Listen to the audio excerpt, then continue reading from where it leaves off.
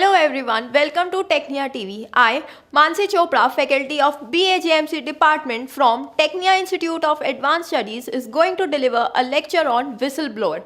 A whistleblower is a person who exposes any kind of information or activity that is deemed illegal, unethical or not correct within an organization that is either private or public. The information of alleged wrongdoing can be classified in many ways: violation of company policies or rules, law, regulation or threat to public interest and corruption. Those who become whistleblowers can choose to bring the information or allegations to surface either internally or externally. Internally, a whistleblower can bring his or her accusation to the attention of other people within an immediate supervisor. Externally, a whistleblower can bring allegations to light by contacting a third party outside of an accused organization, such as the media, government, law enforcement, or those who are concerned. Whistleblowers, however, take the risk of facing stiff reprisal and retaliation from those who being accused or alleged of wrongdoing. Because of this, a number of laws exist to protect whistleblowers. Some third-party groups even offer protection to whistleblowers, but that protection can only go so far. Whistleblowers face legal actions, criminal charges, social stigma, and termination from any position, office, or job. Two other classifications of whistleblower are private and public. The classification relate to the type of organizations someone choose to whistleblow on private sector or public sector, having varying results. However, whistleblowing in the public sector organization is more likely to result in criminal charges and possible custodial sentences. A whistleblower who chooses to accuse a private sector organization or agency is more likely to face termination and legal and civil charges. Deeper questions and theories of whistleblowing and why people choose to do so can be studied through an ethical approach.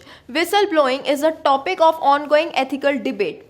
Leading arguments in the ideological camp that whistleblowing is ethical maintain that whistleblowing is a form of civil disobedience and aims to protect the public from government wrongdoing.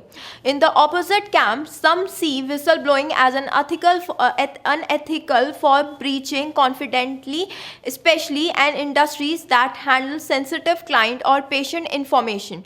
Legal protection can also be granted to protect whistleblowers, but that protection is subjected to many stipulations. Hundreds of laws granting protection to whistleblowers, but stipulation can easily cloud that protecting and leave the whistleblowers vulnerable to retaliation and legal trouble. However, the decision and action has become far more complicated with recent advancements in technology and communications. Whistleblowers frequently face reprisals, sometimes at the hands of the organization or group they have accused, sometimes from related organizations, and sometimes under law. Questions about the legitimacy of whistleblowing, the moral responsibility of whistleblowing, and the appraisal of the institutions of whistleblowing are part of the field of political ethics. US civic activist Ralph Nader is said to have coined the phrase, but here in fact put a positive spin on the term in early 1970s to avoid the negative connotation found in other words such as informer and snitch. However, the origins of the word date back to 19th century. The word is linked to the use of a whistle to alert the public or a crowd about a bad situation, such as the commission of a crime or the breaking rules during a game. The phrase whistleblower attached itself to the law enforcement officials in the 19th century because they used a whistleblower to alert the public or fellow police. Sports referees who use a whistle to indicate an illegal or foul play were called whistleblowers. In 1883, story in the Janesville Gazette called a policeman who used his whistle to alert citizens about a riot, a whistleblower without the hyphen. By the year 1963, the phrase had become a hyphenated word, whistleblower. The word began to used by journalists in the 1960s for people who revealed wrongdoing such as Nader. It eventually evolved into the compound word whistleblower. Most whistleblowers are internal whistleblowers who report misconduct on a fellow employee or supervisor with their company through anonymous reporting mechanism often called hotline. One of the most interesting questions with respect to internal whistleblower is why and under what circumstances people either act on the spot to stop illegal and otherwise unacceptable behavior or report it. There are some reasons to believe that people are more likely to take actions with respect to unacceptable behavior within an organization if there are complaint systems that offer not just opinion dictated by the planning and control organizations but a choice of options for absolute confidentiality.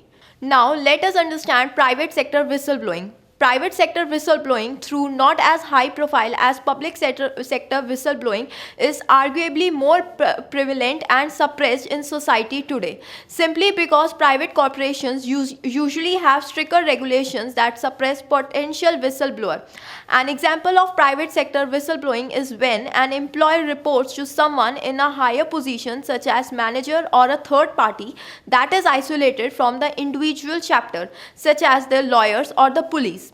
In the private sector, corporate groups can easily hide wrongdoings by individual branches. It is not until these wrongdoings bleed into the top officials that corporate wrongdoings are seen by the public. Situations in which a person may blow the whistle are in case of violated laws or company policies such as sexual harassment or theft. These instances, nonetheless, are small compared to money laundering or fraud charges on the stock market.